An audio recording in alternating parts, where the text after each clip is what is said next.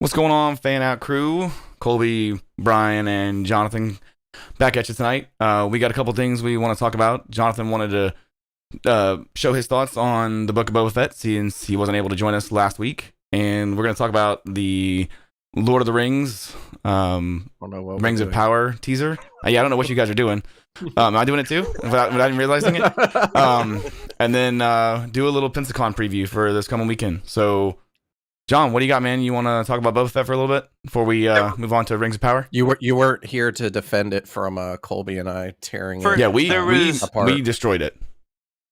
Dude, okay, really quick, because I know you guys picked it apart. I watched that episode of you guys and G, and everything.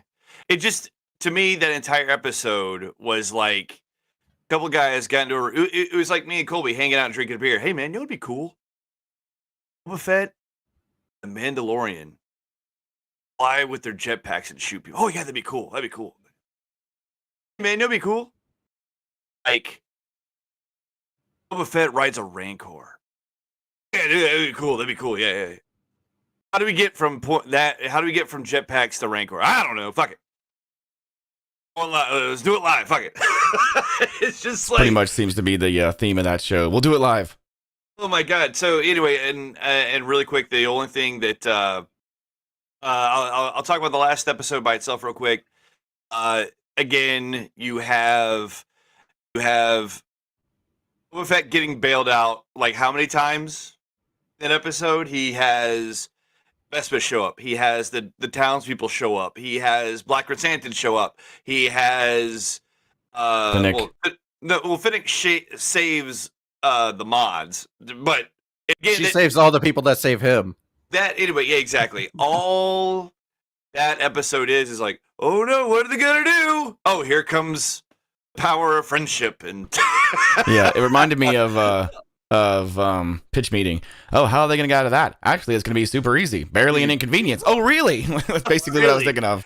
Oh my god. Anyway, so again, we could, and I saw you guys pick apart. It's just like, how many laser shots are you going to shoot at a shielded tank? Oh my god! Like, stop it. Oh, the correct answer is for that show, all of them. Anyway, all right. So, to make a comparison, I was just like, there is absolutely no way. 'Cause I remember I felt a little bit disconnected when I watched the first episode of the Book of Boba Fett. I'm like, now that I've seen it all, I'm a guy that I'll go through and I'll watch that first episode, and hopefully what I see in that first episode pans out throughout this entire series. And I went back and rewatched the first episode of The Mandalorian and I watched the first episode of the Book of Boba Fett. Back to back. I literally hit play on the first episode of the Book of Boba Fett right after I watched the first episode of The Mandalorian. And it is two completely different, I don't want to say shows. It's just you're reading a different story. You are reading about this character that we do not know anything about. You learn why he's doing what he's doing. You learn a little bit of the character that he becomes because he rides, again, I'm talking about the Mandalorian. He rides a space tadpole that he does by petting it. And he saves what we thought at the time was Baby Yoda's life by shooting a bounty hunter droid. Bounty hunter droid was like, I'm the mission directive is to kill this thing. He opts out of that, kills the bounty hunter droid, and saves the child, is what we knew him as. So take that and you know what this guy is about. You know what the Mandalorian was about within, I think the first episode was 35, 40 minutes. Okay. Go back to the Book of Boba Fett. We start the episode in a bacta tank. Right? Yeah, we start that episode. Okay, there's this guy like if you are not a Star Wars fan or you like you're not even sure if that's Boba in the bacta tank. First off, it's just like, all right, cool. So, all right, cool. We're gonna go into Dreamscape. Oh, awesome. We're gonna see how he escapes the Sarlacc pit. Very underwhelming. It's like, all right, cool. All right, well, he gets out of the Sarlacc pit. Now what? Okay, he's gonna get his armor taken away. All right, cool. Now what? Okay, he gets taken up by the Tuscans. Where is this guy's motivation at any point? Why is he doing the things that he's doing? What is he doing it for? He's basically on a like never-ending side quest. This is what Boba's on, dude. No, I think this is a flaw in a couple like Hollywood movies. Like a lot of people made this comparison to the last Hellboy. The last Hellboy when they came out with Dave Arbor. was Yeah, Hellboy. David Harbour. Yeah, Yeah, so that Hellboy, he doesn't want to go anywhere. He just gets taken places, and I feel like that's what Boba Fett is his entire show. He doesn't really have any direction or want to go anywhere. He just gets taken places, and he just happens to be the star of the show. Anyway, so I watched those first 2 episodes, and it is so glaring, like just the character development and everything, and just the plot, and like the lack and of character development. You mean? Yeah, you get to the end of the Book of Boba Fett, and you're like, why did you want to be this crime lord? And by the way, if for you guys that haven't gone back and watched that first episode, he has a line in there that it's like a throwaway line, but when I heard it this time, he's like, when he's talking about the mayor who didn't bring him tribute, he says, "I'm the crime lord. He's supposed to pay me." I'm like, Right. at what fucking point are you a crime lord, dude? Yeah. You don't do anything at all that resembles You're not a crime lord crime. if you have to tell people you're a crime lord. Dude. Yeah, exactly. Or if your mission for the rest of the series is to stop crime. Yeah. Oh my Yeah. god. My sister's talking shit in chat. That's pretty funny. Hey, Yeah. So Tara, what's up, girl? yeah. So I mean I hear you. Look. Anyway, y'all guys, I know you guys have said your piece about the Book of Boba Fett. So if y'all don't want to continue on this conversation, I'm just afraid. Mine. I already have like a rant planned for the Rings of Power teaser. I don't need 2 in one stream. Yeah. So like, I'll rant on it for 1 second just to reiterate it, because I also went back and watched the first episode. The build up, like the whole background, the only good part of those first few episodes is all the Tusken flashbacks, and like they wanted that to really matter, and then they kind of left that as, okay, so maybe his motivation is to try to make Tatooine better because of like what happened with the Tuskens, blah blah blah. When he finds out that he killed the wrong people over it, like they don't even give him the satisfaction of going and doing it. yeah, like, he just kind of shrugs. The point. He's like, oh, whoops, whoops. Yeah, they missed the point of like their own like storytelling. Yeah, like, yeah. So Boba should have been like, see, what? That's and what just happens. Left and gone. And that's what smoked happens that when guy. you do allow like for multiple directors in a season, because like you don't have one cohesive vision. And I know Favreau supposedly wrote it, but like, dude, he's got he's got so much stuff going on with Mandalorian season 3. He's like, hey, let's just put 2 of those episodes in here because I don't have anything else for Boba Fett to do. All right, Yeah. we're done. I'm sorry. Now, and again, but at the same time, it's Star Wars. If they did announce within the next 2-3 weeks, hey, Book of Boba Fett season 2 coming out 2023. Oh yeah, we'll watch it. Exactly, we're gonna watch it. But We'll watch it, but I don't want it. Look, I watched the prequels and the sequels. Okay, like it's it's part of me now. I mean, Yeah. you know. You can strike it from my wish list. I've gone from when they announced the show, assuming it was a 1-season show and being saddened by that, and now that it's done, like it's off my wish list. I don't want it. I don't want it. Yeah, we anymore. don't. Yeah, we don't need any more Boba Fett. Not like the Book of Boba Fett anyway. So yeah. All right. Did you guys happen to see the professional football contest on television this past Sunday? The greatest game ever. It was a played. most ripping victory. It's a little Coming to America for you. So let's talk about the Rings of Power trailer. I'm going to go last. So, Brian, why don't you give me your thoughts on? I keep saying trailer. It's a 1-minute teaser. It's the most we've seen of it so far. Excuse me, really quick, Brian. Before you start, can we just talk about the trailer first before we get into any of the drama? Oh, that's what we're yeah. All right, yeah. cool. Let's honestly, most of the drama that I have is with the trailer because I don't. Here, I'll get into it when it's my turn. Go ahead, Brian. Brian, you go first. Go ahead, Brian. You want me to talk about the trailer first? You confused me now. He means Yeah, like that's what he said. instead of going right to the like, you know, let's bash. I hate it. the- Rebel. Okay, Rebel. yeah, just go. So this trailer, first teaser trailer we've seen, it kind of brings us through some new areas of Arda, which is the world that Middle Earth exists in for people that aren't huge Lord of the Rings fans. but we see a couple of things, some familiar Nerd. faces. I guess I can't say familiar faces because they're different actors, but familiar people with Galadriel, Elrond, a Hobbit, but unnamed thus far. I believe they're referring to it as a Harfoot, which is like a proto-hobbit, which is how they're getting around the fact that hobbits aren't really around at this time. So, but I digest, as Seth MacFarlane would say. Anyways, we see some cool stuff, cool places, cool characters, but plot-wise, it doesn't really reveal anything. It really just shows us some cityscapes, forestscapes, some dark dungeon places, and people doing stuff, including a giant flaming dude that fell from the sky. Don't know about that, but that's it in a nutshell. My initial takeaway was I don't know if this is meant to feel like the same world that Peter Jackson created, but you can't help but compare it to that because You have to. it's You a have to masterpiece. There's no way around that. Like, it's going to happen, whether right or wrong. It's going to happen. Yeah. So with that in mind, I do not think it looks as good as the world he created. Well, maybe looks as good isn't the right phrase. It doesn't look like it has the same tone as the world he created. It seems much more fantastical and clean and shiny. It reminded me of a much more lighthearted world such as Narnia. I was going to say, it's Narnia. That's what it looks like to me. That was my initial response, and I've seen a lot of that response through comments on the video on Facebook and YouTube. I think, Colby, you said the same thing when we chatted before I even planted the seed with you that I thought it looked like Narnia.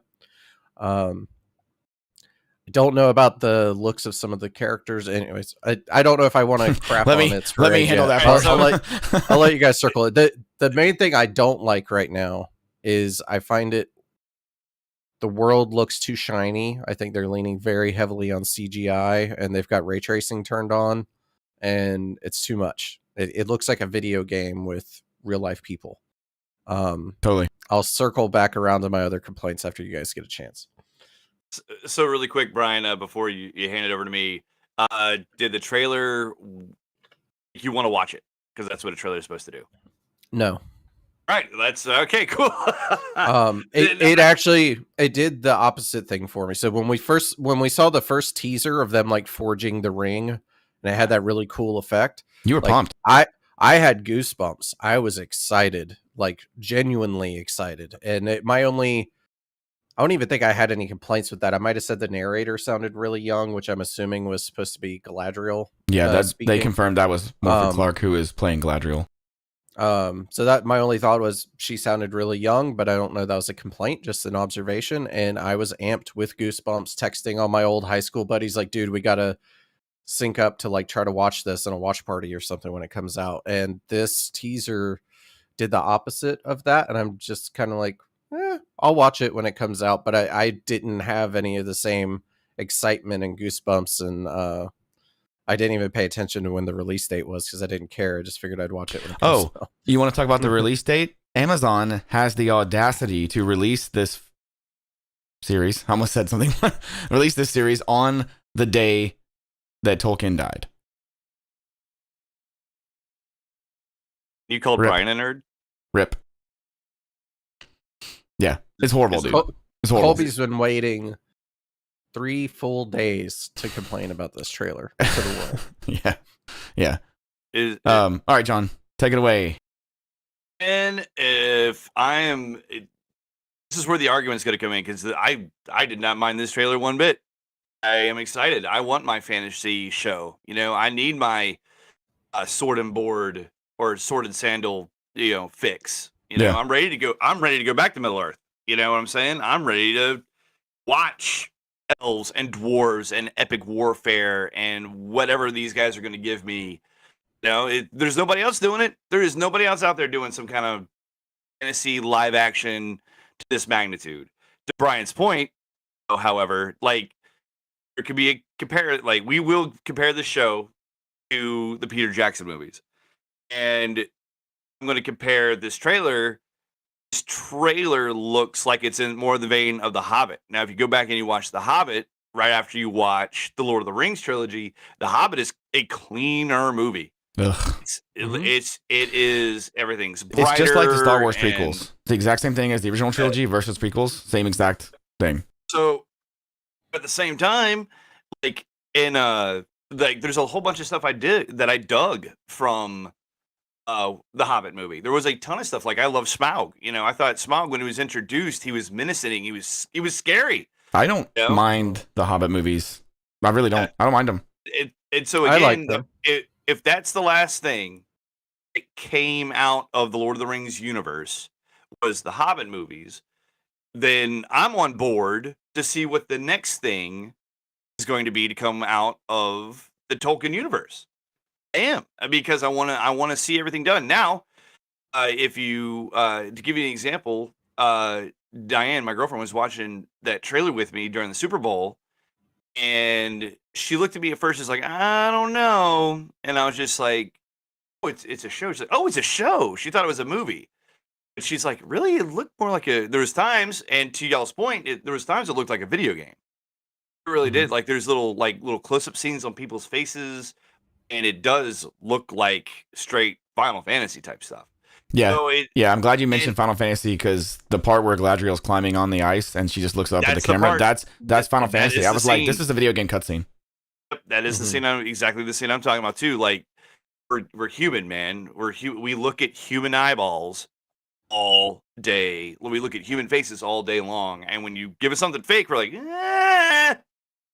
I don't think so. But I guess the question to ask Brian is if it got him more excited to see the show. I'm going to ask myself this, and absolutely, I want to see this show. Now, there's nothing that says that when it launches, I watch it, I'm like, all right, guys, sit me down and get your paddles ready, and I'm going to ask you if I may have another. You know what I'm saying? You know, I might be completely wrong. This might bomb, but I'm not judging the show right now that it's going to be awesome, but I want to watch it. Now, I should clarify when you asked me that question, it didn't increase my excitement. I would say it decreased my excitement, but I still very much am intrigued with what the show's going to be. Like, I want to watch it. I really want it to be good. I don't know if what I've seen so far is boosting my confidence. So that's where I am. Like the trailer, the teaser did not diminish my excitement for the show. Like I still am going to watch it. Like first night, you know, we'll do a reaction on it, I'm sure. But like, I don't have a lot of faith in this show now, and I'm gonna try to not judge the show on what they haven't shown us yet or haven't told us about it yet. All I can do is judge what they have chosen to show us, and I don't like the direction that this is going. You guys touched on it earlier. It looks too shiny. Like it looks too real. And when something looks too real, it ends up looking fake because like it's Star Wars prequels all over again. It's shiny and plasticky and doesn't look lived in. I mean, I'm watching it now, and the first shot reminded me of like Braavos in Game of Thrones. Like, but then I saw the huge statue and I was like, okay, that reminds me of the statues in the Fellowship of the Ring. Like I can get behind this. And then the next scene is that classic Peter Jackson like helicopter shot over those rocks and that plane, and then the whole thing just kind of falls apart for me. Like you see the hunters, I guess is what they're being referred to as, with these huge antlers and stuff, and it's just like I've seen those guys. I've seen pictures of those guys. Like they have them on set, but there is no way in hell they're not CG in that shot. Like that looks horrible, dude. Like it's just horrible. The motion blur on that looks so bad. And then this proto Hobbit thing, this is when I started to get Narnia vibes. This looks like James McAvoy's character in Narnia when he's like one of the fawns. Like this does not look like something out of Middle Earth to me. It just, I don't know.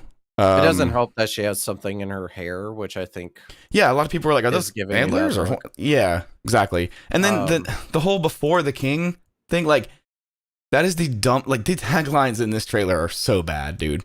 Like they're so Before the bad. king is There's kinda lame. tons of kings in Middle Earth right now, dude. Like that's the dumbest. Technically, I know what they're talking. I know what they're doing. Like they're obviously talking about Aragorn, but yeah. like it's just stupid. And then the thing with like I don't remember this episode where Galadriel climbed the wall to get away from the wildlings. You know, I mean, like this is a game. This is totally. This looks like Game of Thrones. They're trying too hard to make a Game of Thrones, and it's like you are like. You guys touched on it earlier. Whether it's right or wrong to compare this to Peter Jackson's aesthetic, it's going to happen. Those 3 movies are the best movies ever made. Yeah, right. How many Oscars? Whether they're your favorite movies or not, that's up for debate. Objectively, they're the 3 best films ever made. Like they are. I mean, pacing is perfect, casting, music, direction, everything is perfect in those films. And this doesn't even look like it's the same world to me. Like here's the thing, like there's a lot of gray area in the Second Age because the Silmarillion is mostly the First Age, and then there's literally 30 pages of the Second Age saying, hey, the world was flat at this time, and then, the people prayed to the Valar, to the gods of Arda, and then they made the world round, and now Numenor is sunk into the ocean, and Sauron can no longer take physical form, and it's like, that's like 30 pages, dude. All that happens very quickly. So they have 3,500 years, 4,000 years roughly, that they are having to basically condense into one timeline. They've already said they're condensing it into one timeline. And I don't understand some of these casting choices. Like, would you cast Leonardo DiCaprio to be T'Challa? Would you cast a bunch of Scandinavian dudes to be the, in the Shogun feudal Japan movie? Like, it does, you know what I mean? Some of this stuff doesn't make sense. Like the showrunners, I'm reading the Vanity Fair article. He said, it felt only natural to us that an adaptation of Tolkien's work would reflect what the world actually looks like.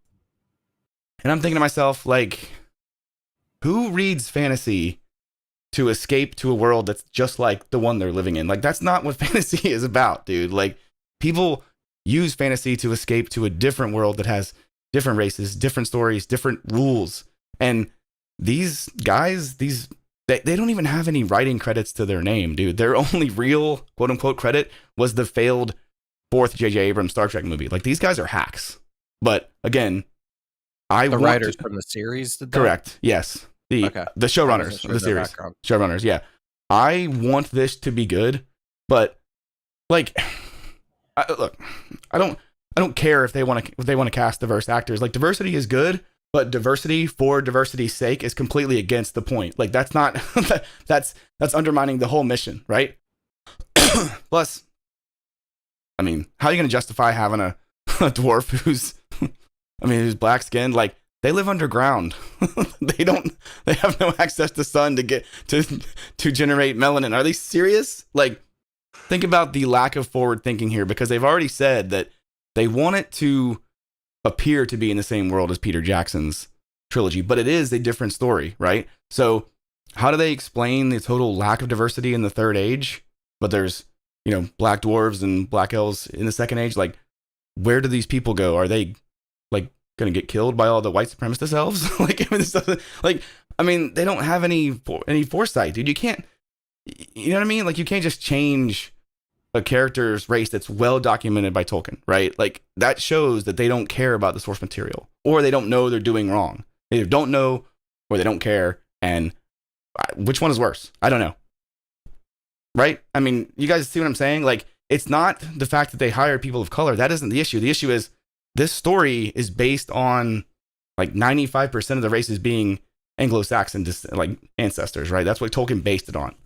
And that's a nice way of saying they're light skinned. So I don't get it. It feels like they're just shoehorning the two, like, the black elf and the black dwarf they showed are new characters they invented too. So it's like, come on, if people know what you're doing, Amazon, right? This is not like, we know what's going on here. All right, sorry, go. Nerd. Yeah. Reading books and shit. Yeah, no, I'll say, like, obviously very sensitive topic, and sure, so yeah. it's one that's challenging to even talk about with people misunderstanding the argument, right? So yes, diversity is very good. I think that it also has to make sense. Um, I'm not extremely opposed to it. I am more opposed to some of the other choices they've made with some of those characters. Yeah, Like there's she doesn't have a she beard. doesn't have a beard, and that's like She should, female regardless dwarves. of who the actress is. She should have a beard. Female dwarves are indistinguishable from the males. I'm glad you brought that up because that's not a joke that Aragorn was telling in the Two Towers movie. Like, they are born with beards and they die with beards. Period. And they only make up 30% of the population. Wow. No, I'm serious. Yeah. No. And I thought that was a real world joke. No, they do. Yeah. So also elves have long hair. Point. Why the hell do all the elves have short hair except for Gil-galad? I'm assuming it's Gil-galad, the guy that is, sorry, Brian, the guy that's looking up with the gold cloak. He's looking up at what you assume is that comet thing or meteor or whatever. That's the exact thing I was going to talk about. Is he's the only elf that has started growing his hair out. Gil-galad is actually really cool. You catch a glimpse of him in the Fellowship of the Ring. He is the one that is wearing like the gold and blue armor, and he has the really long spear and kind of stabs an orc. And he's on screen for like 2 seconds. He is killed by Sauron. Like, Sauron grabs him by the throat and basically like burns him from the inside out, while Elendil cuts the ring from his hand. Right. So. And Emily's like sort of right. Like, elves do have long hair, but not. I can accept the fact that not all of them have long hair, but they are making a point to show that all of them in this show, except for one, have short hair, and again, it's not a problem. It's just one more thing on the pile that they've changed, and it kind of just shows me they don't really respect the lore, right? That's all I'm saying. I mean, they were sort of mandated by the Tolkien estate that they can't change anything that Tolkien directly said, which is exactly why they chose the Second Age, because there's only the appendices and just some notes of his to really cover that topic. So they kind of have free reign, and I'm just a little worried about the fact that it's Amazon, given what they did to the Wheel of Time. And no disrespect to the Wheel of Time fans, it's a great series, but those fans don't hold a candle to Tolkien fans. Like, it's nowhere near as big as Lord of the Rings. It just isn't. And I'm just afraid that this show will be DOA before it even gets off the ground, because they're planning 5 seasons for this. But dude, have you seen the dislike to like ratio on these trailers? It's 2-1. Like, it's bad right now. It's bad. Yeah. I will say, just kind of going back to your topic about the diversity stuff. I was not really thinking about it in a negative light as far as like who the casting choice was, until you brought up the fact that if this is supposed to be prior to the Third Age and we have the Third Age movies, what happened between them? Yeah. And I look at it as more of a retcon, I guess, at this point. But also I think even though we're automatically going to draw the relationship to Peter Jackson's movies, I really don't think that they intend for this to be within the same universe, even though it is. Like, I'm going into this with the interpretation that this is like an alternate reality Lord of the Rings. So I think that they are trying to do their own thing, but they know that people are going to make those comparisons. And that's the thing that kind of like gives me pause. It's like, people aren't going to just like stand for like Tolkien scholars and stuff are going to hate this. Now, again, I'm going to watch it. Dude, it could be the best show on television. I'm really looking forward to the stuff with Numenor, which is sort of like this. If you're not familiar, it's like the kingdom of men on Middle Earth right now. They have their own little island that they kind of live in and stuff like that. And they are sort of it's hard to say, because like the Second Age is so long, and Numenor rises to power and then declines when Sauron kind of poisons the minds of their king to be like Melkor worshippers. And again, for those who aren't aware, Melkor / Morgoth is like the previous Dark Lord, the really true Dark Lord. Like, you think Sauron's bad? Dude. Yeah. I mean, yeah. Well, before we go down that path, the last thing I was going to say back on the diversity thing is just scouring through the comments. I've seen people of color I've seen some people from Puerto Rico. I've seen some, various POCs on both sides of the fence where they're excited that they have some representation in this, which is great for them. But I've also seen people saying like, I'm Puerto Rican and all, but why is there a Puerto Rican guy playing an elf? So Yeah, I totally. think it's a hot topic, and I think that it's not just white guys and white women like talking about this. I think it's something that we're seeing everybody talk about, and I think it's going to be a point of contention in the show, and a challenging topic to work through, because it's not like people that are going to complain about it, like like Colby's mentioning it. Colby's not a racist guy. Like, this is not a racist thing. It's just it's the world as it's been established. It doesn't necessarily make sense. Yeah, if this were the first, happening. Like, if this were the first iteration of it, and like this was their own story, like, dude, those posters they released like a couple weeks ago are fucking beautiful, dude. Like, yeah, the costumes look good. I mean, I was really impressed with those because it looked like their hands were all like dirty and stuff. Like, it looked lived in. It looked real. And then they show the trailer, and it's mostly CGI that just looks too polished. And I'm like, what just happened? Because I was really on board till I saw this teaser. And again, I'm still like gonna watch the show, period. Like, I want it to be great. I just want Amazon to realize, like, if they do this right, like, they could have the next like worldwide phenomenon. And they keep comparing it. They keep saying they want to make the next Game of Thrones. It's just like NFL GMs. They keep wanting to draft the next Tom Brady. The reason why Tom Brady worked is because he was drafted in the 6th round and no one gave him a chance. Like, you can't draft Tom Brady in the 1st round. It wouldn't work then. You know what I mean? Right. Keep going, Brian. I haven't said a word yet. I want to let y'all keep going. Well, I was going to completely hold on, real quick. Sorry, I'm going to address something that Emily said, and she's totally right. Like, it is established that there are people of color in Middle Earth, and that's what kind of makes me mad. Like, Umbar, Haradrim, like, there are dark-skinned people in Middle Earth, so it's like, why aren't we exploring them, like the pre-established cultures? Why invent characters and inject them?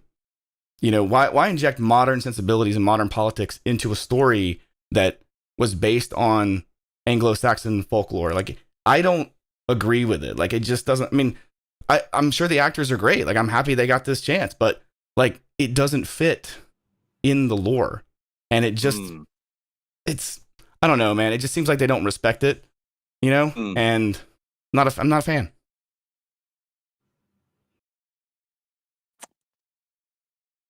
Completely disagree.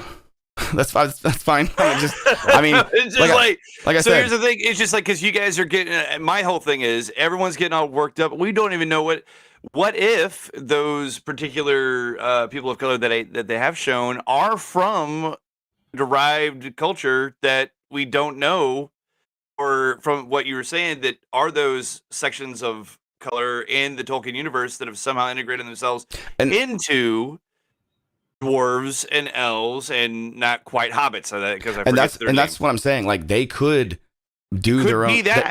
Absolutely, they could do their own thing and inject it. And that's what I'm saying. I'm worried that they aren't going to do that. Like, I guess what I'm trying to say is I'm worried they're injecting real world politics into this instead of trying to make their own thing. If they come up with some lore explanation, like maybe like, this dwarf priestess or Princess Disa, I think her name is from some other clan, that does not live underground, like, dude, fine. But that's what I'm saying is they have a lot of they have a lot to catch up on. A lot of room to, you know what I mean? Like, I think to me, it sounds like a lot of presuming that they are taking liberties when in fact maybe they haven't.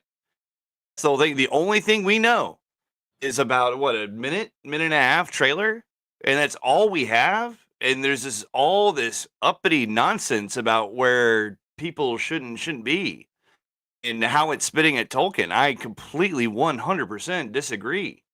We do not know anything about this show than a minute and a half trailer. Well, and everyone you're totally right. Pissed off. You're totally right. But let's move away from the like diversity stuff, because I think we covered it. Like, again, I'm happy for the actors. I am. I just want them to like Peter Jackson changed some things, but the spirit of the novels is absolutely 100% in those movies. Like, okay, let's I agree. 45 seconds into the trailer, this guy that's shipwrecked with Galadriel moves her hair back and to check if she's an elf. Number one, that's a freaking travesty, dude. No man should ever touch Galadriel in that way. Number one. Okay. Number two, there's not really like much like human and elf contention. Like, this is a Witcher vibe for me. Like, I've got big Witcher vibes right here where like the elves are being hunted and stuff like that. Like, that's not a thing. So I'm really curious what they're going with here. Also, Galadriel is one of the most powerful characters in literature, period, in cinema, period. Like, Kate Blanchett walks on the screen and you're like, that is a bad bitch. Like, you don't fuck with her, right? Why in the hell would they take one of the most powerful characters, not female characters, period? Why would they take her and make her into this like Joan of Arc warrior type when there's very little lore to even support that? We don't need her to be this like army commander. That's Elrond. They've taken Elrond's, stuff and given it to Galadriel, and they said Elrond is some canny architect and politician. Like, what? Like, that's what I'm saying. Do you know why she's wearing armor, Colby, at that moment in time? What? Do the punchline. No. I'm asking. No, there is no punchline. I'm just asking. Do you know why she's wearing? We don't know. Saying. I know, but that's what I'm saying is like there's none of that in the lore ever. Like, just period. So Emily just brought up a good point, though. So the person pulling her hair back could be a man from the mountains who sided with Sauron, and she fought and defeated Sauron at Dol Guldur.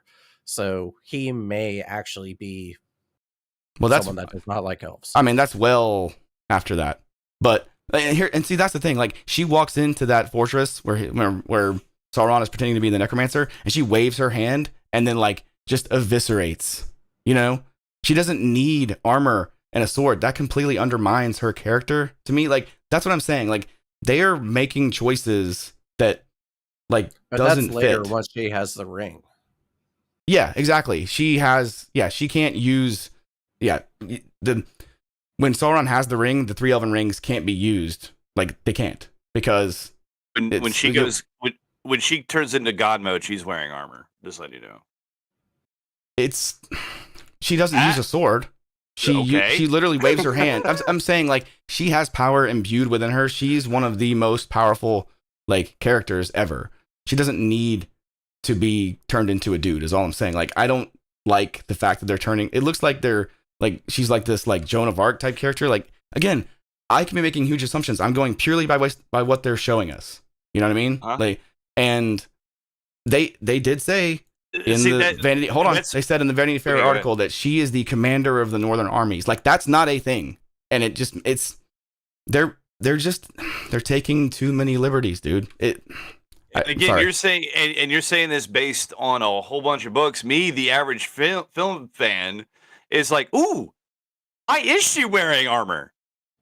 There's absolutely nothing wrong with thinking that way either. You know what? Because that's where I'm at. We're like, you're over here like, oh, this right here is mine and cannot be dwelled upon. But me, I'm like, ooh, why is this the way it is? It's the exact conversation we had earlier, like in our private chat with like Jeff messaging us. If Jeff's out there, it's been a while, but Jeff was like, you guys tore Boba Fett apart. I really liked it. And Jeff's I mean, well, look, hardcore Star Wars. We're not doing thing, right? We're not doing these videos to say that like this is the opinion of all humans. Like, this is just me, and I will say that like I am not alone with this. Like, there are a lot of people who are worried about this show based on the choices they have made, because it looks like they don't respect the source material. And if that's the case, then like there's a lot of speculation that the meteor thing is actually Sauron coming to Middle Earth.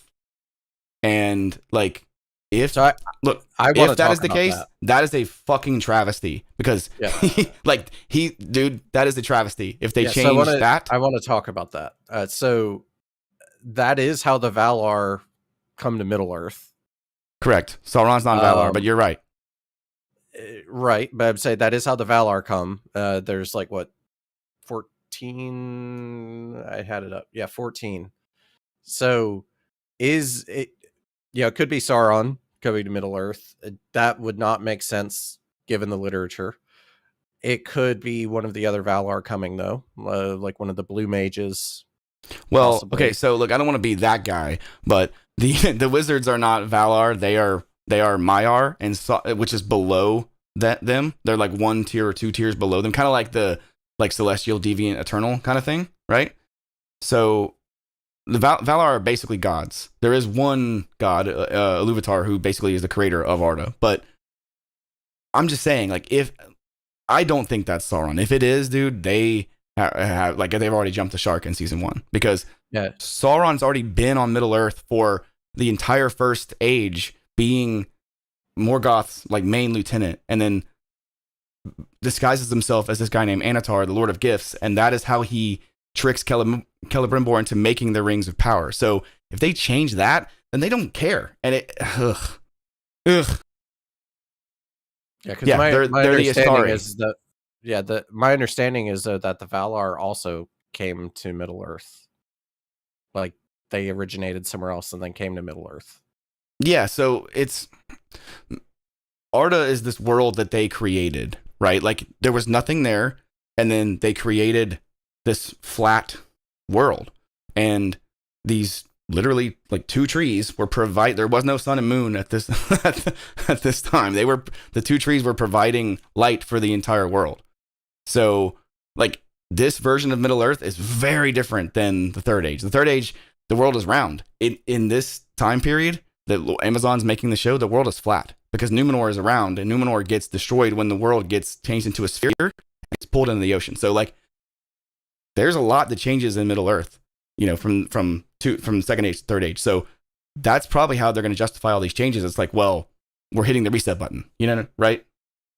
I mean, you only know everything you guys are talking about all these big words are only known by the people that have delved into the literature. Sure, but you know, I mean, it's you can't blame people for being researchers. I'm not saying you're doing that. I'm saying like people are gonna defend something that they're fans of. You know, like fans. You ever heard of a vegan or a CrossFitter? Like they won't shut up about it. Like I mean, like fans of anything want to, you know, other people to enjoy their stuff, and if this is the so-called conduit for that, but they change too many things, it's like, what do you realize do you see what I'm saying? Like it's just, I feel like they're just taking too many liberties, and I don't know, I want the show to be great.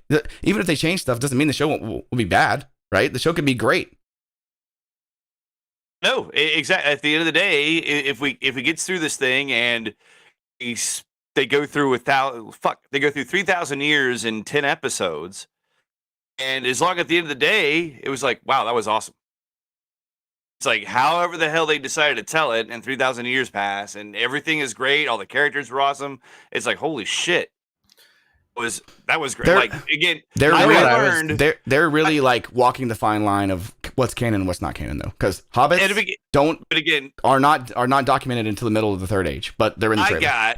I got my big slice of humble pie a few years ago when a little bitty actor named Heath Ledger was cast as the Joker. I thought it was going to ruin Batman. So I thought that one casting choice was going to ruin Batman for the rest of my life. I will never, ever, ever, ever, ever again assume that something is going to be bad based on a casting decision or the way something looks ever again. I am officially on the show me before I judge you. You know what I'm saying? That's where I'm at. I think honestly, you and I are actually on the same page. I'm just a little bit more like invested in the lore. So like I'm being more cautious because I don't want them to, like, nerds lost Star Wars. Like we did. We lost Star Wars, you know, and all we have is the Mandalorian, and that's kind of hanging on by a thread right now. Like we lost Star Wars. I don't want to lose Lord of the Rings, which is the last beacon of fantasy in Western civilization. It is. It's the greatest fantasy story ever told, and I don't want to lose it. I'm sorry. Anyway, let's talk, Brian. Any like following or final thoughts before we can go to Pensacon? The Hobbit person Yeah. is a Brandyfoot. I believe it's Harfoot. Actually, is what is being Hard feet. reported. Harfoot. It's a proto Hobbit. No, the character has been named is Eleanor Nari Brandyfoot. Oh, sorry. Got you. Okay. Yeah. So I thought that was interesting because that is like one of the old Hobbit families. So. Proud feet, you mean? No, Brandyfoot. That's one of the old Hobbit names. I've heard that before. It's gonna be Gollum's great granddad. Or take a 10 greats. I don't know. Okay. There's only 8,000 characters in Lord of the Rings. So like I don't think my point is they did not need to invent new characters. There's plenty of stuff to pull from is all I'm trying to say. And yeah, no, there's no Brandy feet. Like Brandy Buck. Yeah, you're making that up.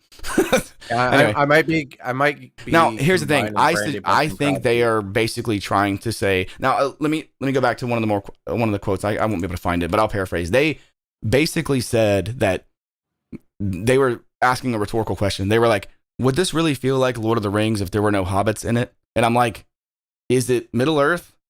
Are there elves, men, dwarves? Then yes, it feels like Lord of the Rings." Like they are trying to shoehorn hobbits into this story. And I don't think there's a place for them. Like Numenor is the Numenor story alone is like King's Landing, like it is, And all this other stuff that's happening on Middle Earth there's plenty of stuff to pull from. And I don't.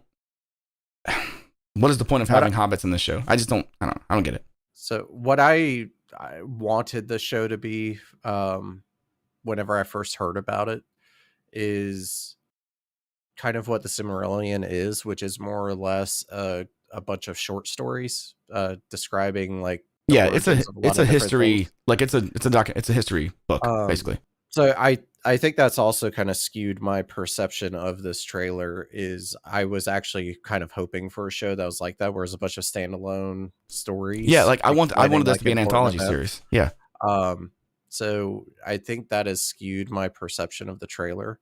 But again, I'm looking forward to it. I just don't know that I'm completely sold on what I've seen so far. Yeah, and I'm worried that they're taking 3,500 years and condensing it down into like they're aging people down and then aging people up to make them all be alive at the same time. Because the showrunner said, well, if we don't do this, then you'll grow attached to human characters, and then we'll skip 500 years and they will be dead, and then other characters won't show up until season 4. And I'm like, what's wrong with that, dude? Like, tell the story, not like tell the story. Don't tell your version of the story. That's the thing that's the thing that really pisses me off the most. They said, "Can we write the novel that Tolkien never wrote?" And I'm just like, the audacity of these guys. They think they can write this, do it better than Tolkien in 2 and 3 years. It took Tolkien a lifetime to write the Silmarillion, and I don't think these guys know what they're doing or appreciate what they're getting into. And I'll stop because I sound like a bitter like bigot, and I don't want to come across that way. I just want Tolkien's world to be respected, period.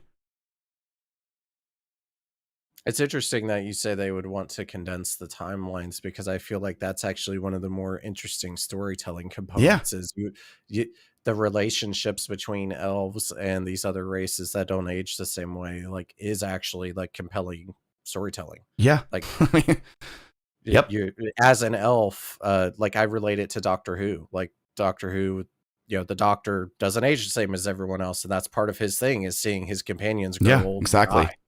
And it's sad, and it's a strong storytelling element that they are losing out on if they condense it. Emily just sparked my memory. She said the fact that dwarven women don't have luxurious beards. Like, I did see, if you zoom in really far into that picture of Disa, she's got like tiny little wisps of like sideburns, and I'm like, dude, give her a beard or don't. Like, go all in, like, or don't, and it's It's yeah.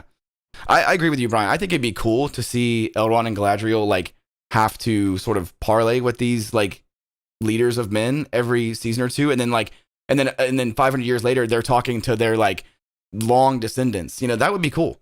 Yeah. So Emily actually just said something else that like her and I had a conversation about this a few nights ago because she just finished rereading the Silmarillion. Oh, bless her. And that's hard to get through, man. Yeah. I just started listening to the audiobook earlier today. That's a good way to do it, actually.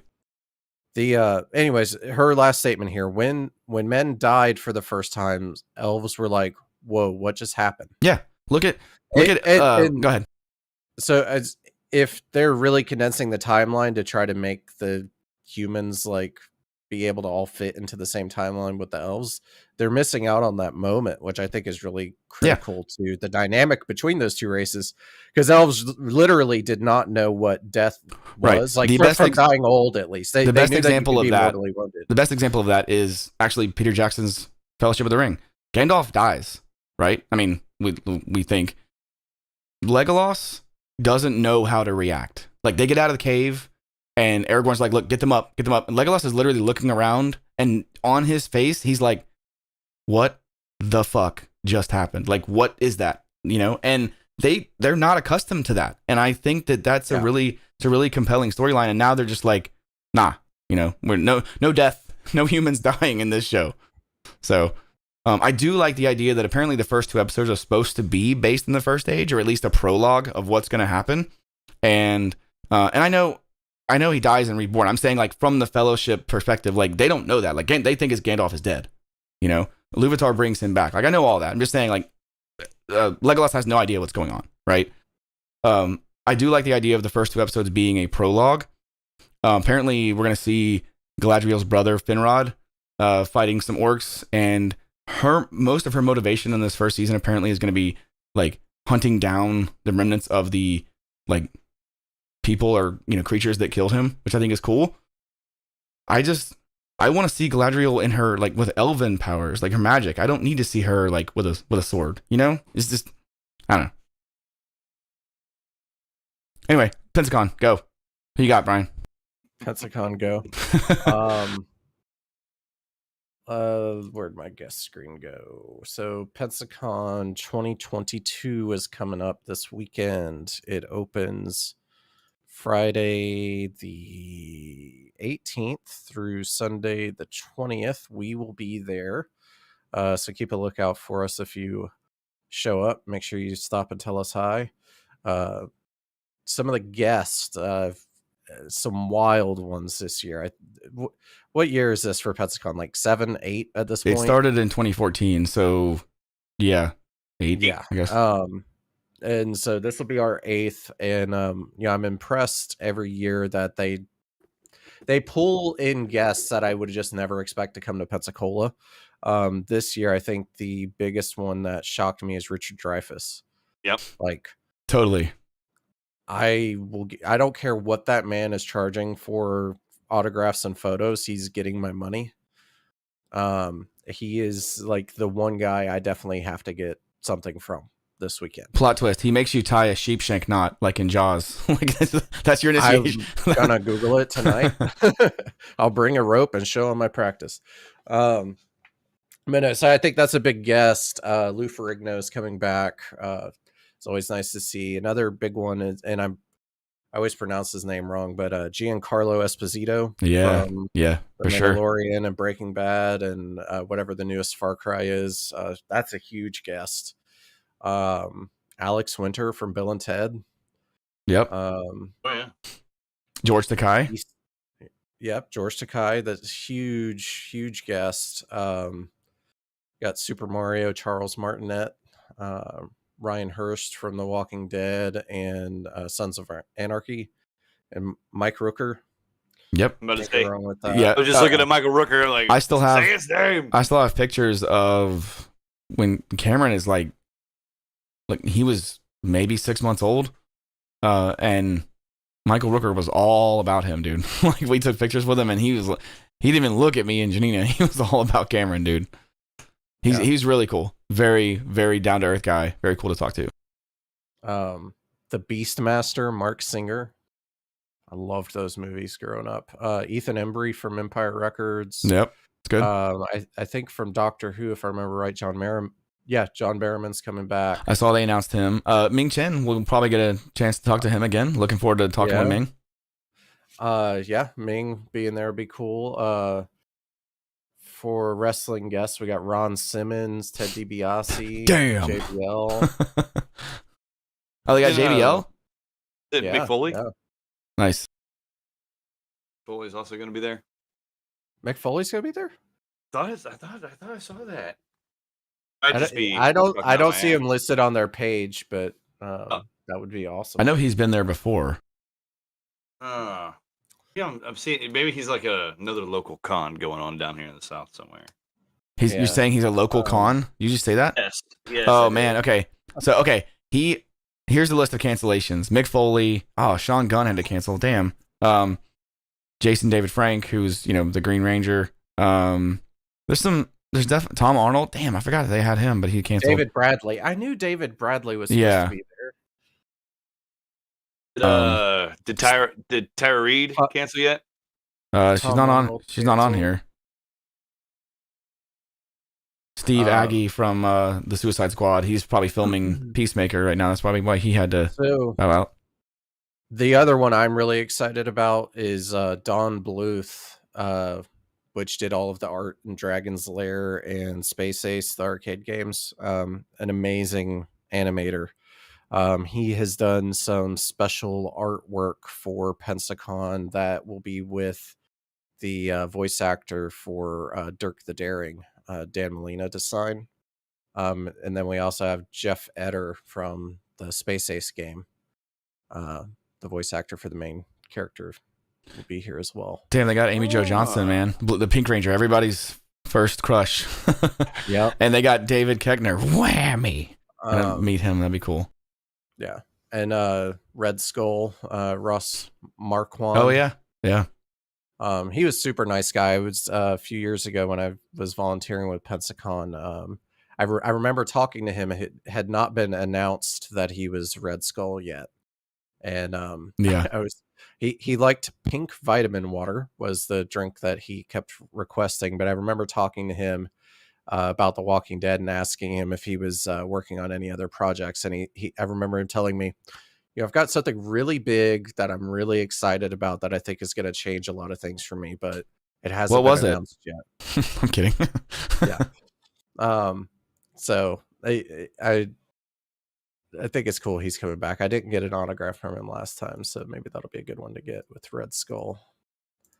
But anyways, Pensacon will be really awesome. What else? We got Ultraman. Yeah, and while you're looking at some more guests there, like you said, we'll be there. I'm gonna try to have like my laptop and some like microphone equipment to do some more interviews from people in costume. So look for us when you're over there, and we'll do an interview with you in costume if you want to talk about your costume. And oh, dude, Coral. They actually got Coral from Walking Dead. Chandler Riggs. Yep. Nice. Yep. Jim O'Hare from Parks and Rec. Yep. Jerry /Gary /Larry / Yeah. I was looking at. Did you any of you guys say David Yost, Dennis O'Hare, No. Arnie Reyes?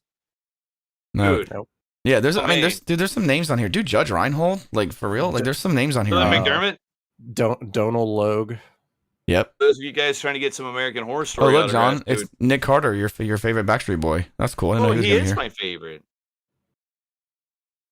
Colby, make sure you edit this shit. Fuck you. There it is. There it is. We're still live, guys. We're still live in Boston. Alana Masterson from The Walking Dead. Yep. Dude, I'm like, he's a good Walking Dead. Oh, dude, John Ross Bowie, Kripke from Big Bang Theory. Yeah. Kripke. Ernie Reyes Jr. Just scrolling on down. Like, hey, the original Wednesday Addams. Lisa Loring.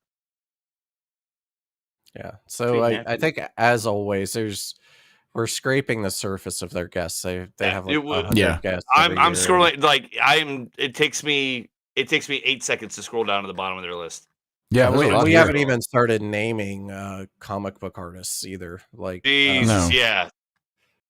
Comic artists and writers, manga artists and writers. It's from the first time I went to Pensacon, I fell in love with it. It is a great time. It isn't so big you lose your mind. There's a ton of stuff. Like the other thing is you can get done with a con. There's tons of stuff to do outside the con, and the entire city of Pensacola dresses up for Pensacon. It's a great atmosphere, is what I'm going to say. Yes, Emily. JBL, like the speaker. They got a speaker to come to Pensacon and put a cowboy hat on him. You guys are frozen on my screen here. Hold on. I've always referred to Pensacon as a small town con that is the scale of a big city con. Yeah, it works.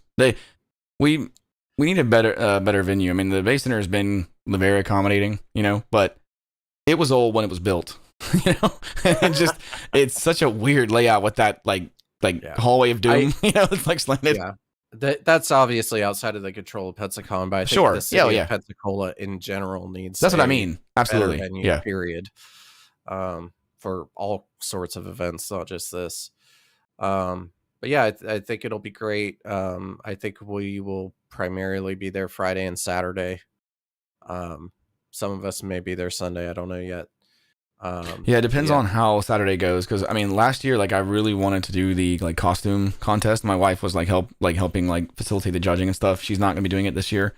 But it's hard work to sit there walk around and talk to people all day, and then isn't the costume contest like late at night? Saturday night. Yeah. So it's hard to do that. We may have to take a break and come back. I do want to cover that if we can. It's just a cool time, man. Also, I talked to my buddy Jeremy from Movies Are Terrible. He's going to be at the little theater doing the short film fest most of the week. So we'll probably try to stop by there and talk to him for a little bit, see what's up. Heck yeah. I'm already exhausted just thinking about the logistics of Pensacon. I know. We just need to pace. We just need to pace ourselves more. Sit in the stands. That's why. I'll find somewhere to plug my laptop in and have a long XLR cable, for the microphone. Because I mean, I've got all the gear. I've got it. And nobody's even talked about my little neat worker bee right here. You guys are just pretending you can't see this beautiful mic in front of me. But whatever. Yep. Yeah. All that negativity coming off of your feed doesn't compliment you. I'm such a nerd. Also, for those who watch our pinball content, I might be borrowing a pinball machine to hold for a local friend. So we may have some content on that coming up soon. So Brian, you're not the only one who's going to have a pinball machine. So honestly, baby, it's not mine. That's what you think. Yeah. What do you got in the works, man? What's the next one that you're really looking at? Venom? No, unless Venom is the best thing ever. I don't think that's not a take my money pin. It's not bolted to the floor, huh? Yeah, the idea of Venom is potentially really cool, but I think to win me over on a Venom pin, it would have to be Todd McFarlane doing the art. It can't be Zombie Yeti or what if it was Seth MacFarlane? He shows up and he's like, what really grinds my gears, Lois? That'd be awesome. I just realized what your dream pinball machine is, the Family Guy pin. Yeah, let's not talk about it. But no, I don't know. I put some feelers out this week on a Lord of the Rings locally. I don't think that's gonna work out. The Stern 2003 one. Yeah. So we'll see if that works out. But Lord of the Rings content. Otherwise, I think I'm gonna hold. Have we covered anything about Lord of the Rings? Can't remember. Can't wait to hear your opinion on that. On the pinball machine? It's not canon. There were no inch and an eighth steel ball bearings back then. This is total bullshit, dude. But no, yeah, I don't know. Pinball is kind of a sore topic right now because I can't play my machines with all the construction going on. It's too crowded, but plus there's How's like that? a layer How's that of coming? By the way, it is static, like oof. nothing. They can't get materials in. So you know what we didn't talk about tonight that we should have talked about? The Rings of Power. Doctor Strange. Yeah. So okay. Oh my god. So shoot. How did we not talk about well, that? it's just because it like the Rings of Power thing was. I mean, I talked about that for a while. I knew it was gonna be really polarizing, and I just wanted to get that topic out of there. All right, let's take 5 minutes to talk about the Multiverse of Madness because we're gonna have other reactions to it. There's gonna be other times we can like other videos we can react to. The world there's not, the real world is a sham. I don't know what to believe anymore. And let John leave this one out. Tom Cruise is Iron Man, and I'm gonna I'm dead. John, go. Oh my god. The only thing I was going to say, we have about this thing doesn't come out until March or May, right? So I sure, believe so. Yeah. so we have time. We have time to like sit down, do our Yeah. what the fuck do we think is going to happen in this movie discussion. The only thing I would say is, Brian, this increase your want to see this movie. 10,000%. Hey, I haven't. I've watched this trailer about 40 times. I have an idea. So since we've all already seen it and we didn't get a chance to react to it because they released it live during the Super Bowl, like what a bunch of jackasses. Why don't we actually do like just like a trailer deep dive where we kind of the way we did with like No Way Home, where we look at like each scene and be like, okay, what's this? What's that? I think that'd be cool. So yeah, I mean, I want this movie to come out like last year. I mean, like Patrick Stewart, like his voice is in it. Period. Like Professor X is in it. I mean, like it's confirmed. He's in the movie. And is that not Superior Iron Man? Like, how they keep doing it? How does Marvel keep? I don't know, dude. I don't know how they keep doing it either. What is amazing to me is not only do they keep delivering, but think about the fact we just got No Way Home. And now they've released this trailer, and I am just as excited for this as I was No Way Home. This is almost like a sequel to No Way Home in a way, you know, because of the ramifications of opening the, you know, multiverse and all that stuff. And it's like, how can they keep doing this, dude? Like, there's and getting it right. Yeah, that's the thing. Like, okay, we talked about this before. What's the last? I'm gonna say poor MCU movie, not bad. What's the last poor one? Captain Marvel, and that was 4 years ago. And then before that's debatable. I liked Captain Marvel. Here's the thing. I'm like, Eternals. I like Eternals. That's the point. That's the point I'm trying to make. Like, the only one that I think is the last one that was mostly universally hated was probably The Dark World. But they've even managed to make that good by making it important to Endgame and all this stuff. Like they keep fixing. They fixed the Mandarin. Like, how do they do it, dude? So everything's great. DC, you need to pay attention, man, because you guys suck. Okay. I will admit right now something I was so terribly wrong about with Marvel is when we got the Endgame movie and Tony Stark died. I was like, this is the spoilers. End. Yeah. If I just for those of you living under a rock, wrong channel. But seriously, when that movie ended, I was like, this is the end of Marvel as we know it. Like a lot of people thought that it was like that the MCU was over. Like they were just going to stop. And I was like, yeah. Well, I knew that there would still be movies, but I was like, I know you did. This is the peak. Like with RDJ leaving and, you know, I just want to call him Steve Rogers. I can't even think of his actual name. Chris Evans. Now. Yeah, there you go. Chris Evans leaving. Like, as these original actors phase out of the MCU, I thought the MCU was done. Like, that it would just be a sharp decline from that point forward. And I think we had a lull. Like, it didn't get worse by any means, but I don't think it got any better, like, right away. But the last few things they've put out are, like, on a different level for me now. Yeah, to your point, though, Endgame happened. I remember I walked out of the theater. He was like, you know what? Marvel never wants to make another movie, We're good. I'm okay. Yeah. I'm okay. If they wanted to just start completely Yeah. over from scratch and do something else, I'm completely okay. The lull you're talking about, though, Brian, is we got Spider-Man Far From Home. Yeah, Yes. because remember Well, the first. yeah, Yes, it was. Yeah. Because the first trailer we got is Tom Holland saying, "Hey guys, there's some spoilers about the Because death of Captain Marvel Tony Stark." is after Infinity War, but before Endgame, as far as release. Yeah. Yeah, so after Endgame, we got Spider-Man, and then right after that, the world had to shut down. And because we were supposed to get Black Widow, then Eternals in 2020, and we never did. There's the worst recent Marvel movie, Black Widow. Again, I enjoy. The point I was trying to make is that like there aren't any bad Marvel movies. Like there aren't.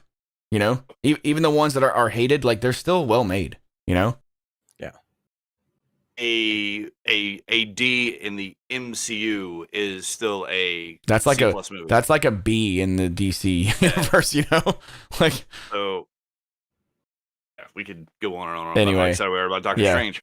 But yeah. lull's probably not the right word, but like we plateaued at Endgame and stayed fairly level at that point.